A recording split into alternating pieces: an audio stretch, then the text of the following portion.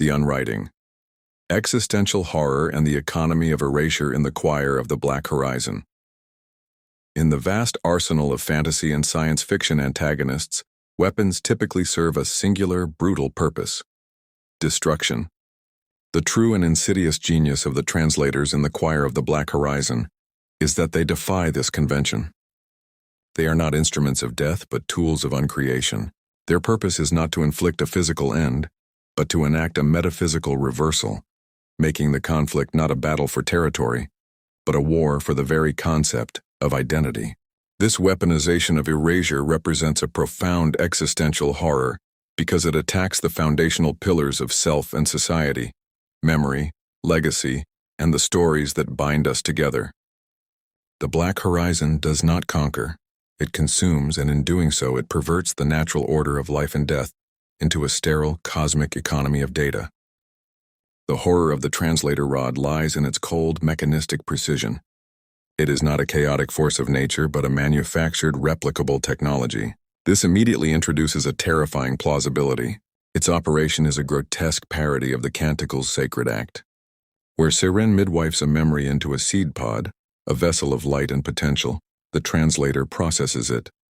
It reduces the complex emotional tapestry of a human life, the joy of a lullaby, the grief of a loss, the pride of a skill, into digestible data for the entropic hunger of the horizon.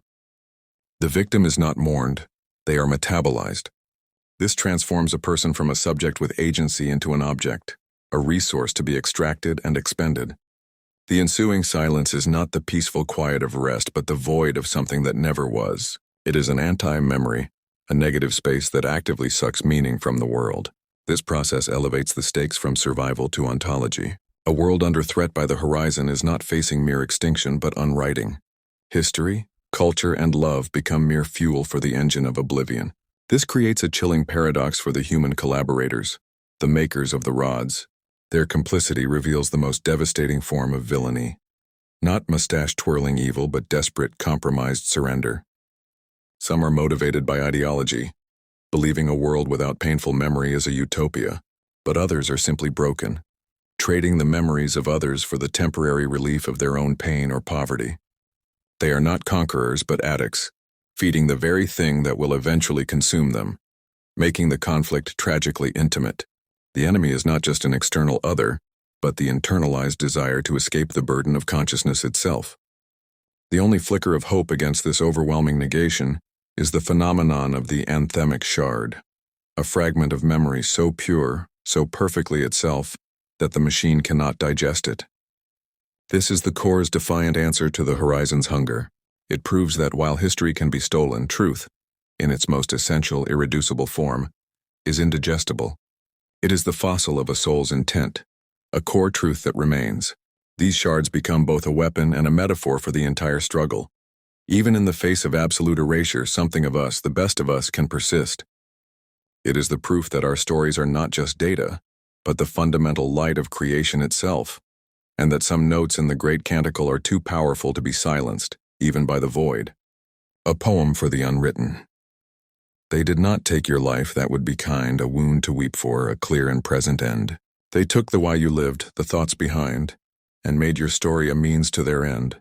The rod's cold kiss, a sip from time's own stream, it does not break the bone or spill the blood. It unknits the laughter from the shared dream, and grinds the soul to a impersonal mud. No monument will mark your fading name. No grief can hold what it cannot recall. You are a credit on a ledger's frame, a meal consumed, and that is all. But in the ash a shard the dark rejected, a crystal of a truth it could not parse, a love so purely, fiercely protected. It holds against the hunger of the dark. So we who fight must gather up these lights, these broken, perfect, indigestible things, and wield them in the coming endless nights. The final note the great distortion sings. TP's gettingspired.com, you, King Fanes, thanks for watching. Hit that like button and subscribe.